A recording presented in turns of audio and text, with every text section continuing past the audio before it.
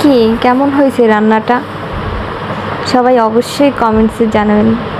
বেলে মাছ ভুনা আমাদের ভাষায় আমরা বলি বেলে মাছ, অনেকে বলে বাইলা মাছ। যাই হোক, আসসালামু আলাইকুম এভরিওয়ান, কি অবস্থা, কেমন আছেন সবাই? এই তো নিয়ে আসলাম একটা রান্নার ভিডিও। আজকে করব বেলে মাছ ভুনা করব টমেটো দিয়ে।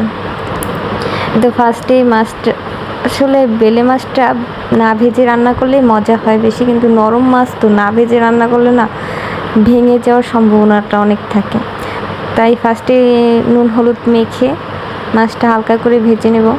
দেখেন দুইটা কিন্তু ঠিকঠাকই উল্টাইতে পারছি, তৃতীয়টার সময় কেমন খুন্তির সাথে লেগে আসছিল। এই তো মাছগুলো উল্টানো শেষ, এক পাশ ভাজা হয়ে গেছে আর এক পাশে উল্টে দিছি। এখন উঠিয়ে নিব, আরও কিছু মাছ আছে ওইগুলো দিয়ে ভেজে নেব ভালো করে। কে কে বেলে মাছ খেতে পছন্দ করেন? আমার তো সবচেয়ে পছন্দের মাছ ছিল বেলে মাছ ছোটোবেলা থেকে, কিন্তু এখন অতটা ভালো লাগে না, মোটামুটি চলে আলহামদুলিল্লাহ। তো মাছ রান্না করতেছিলাম, পাশে থেকে আবার আইসক্রিম খাচ্ছিলাম, ওইটা দেখাচ্ছিলাম। এই তো মাছ ভাজা শেষ, এখন মাছ ভাজা তেলে পেঁয়াজ কুচি দিয়ে নিলাম, অল্প করে দিছি কারণ পেঁয়াজ বাটাটা দিব। এই তো পেঁয়াজ কুচিটা একটু ভাজা হলে দিয়ে দিব মরিচের গুঁড়া, তারপরে দিব হলুদের গুঁড়া। এই তো মানে গুঁড়া মশলা যা আছে ওইগুলো দিয়ে তারপর হলুদের গুঁড়া দিচ্ছি। এরপরে হচ্ছে আদা রসুন বাটা দিলাম, দিয়ে একটু ভালোভাবে নেড়ে চেড়ে এরপরে দিয়ে দিব হচ্ছে পেঁয়াজ বাটা। এতে এরপরে টমেটো ছিল একটা ফ্রোজেন টমেটো, ওইটা দিলাম। এখন বর্তমানে টমেটোর যে দাম, আমাদের মতো মধ্যবিত্তরা টমেটো খাবে তো দূরের কথা, অসিজন কোনো জিনিসই খাওয়া যায় না। এতে এরপরে লবণ দিলাম, আর পাশে গরু গোশ রান্না করছিলাম, তো এর জন্য এক পিস উঠে খাচ্ছিলাম, দেখছিলাম সিদ্ধ হচ্ছে কিনা, লবণ ঠিক আছে কিনা, এইসব আর কি।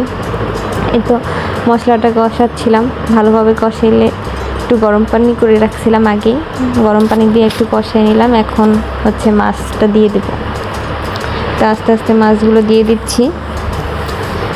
কার কার পছন্দ বেলে মাছ অবশ্যই জানাবেন কমেন্টসে। এই তো মাছগুলো দিয়ে দেওয়া হলো, এখন একটু নেড়ে চেড়ে ঢেকে দিব। মাছটা ভাজা তো এর জন্য বেশি পরিমাণ ঝোল দেই নেই, তাও কমও দেই নেই, অনেকটাই দিছি। এখন ঢেকে দিব।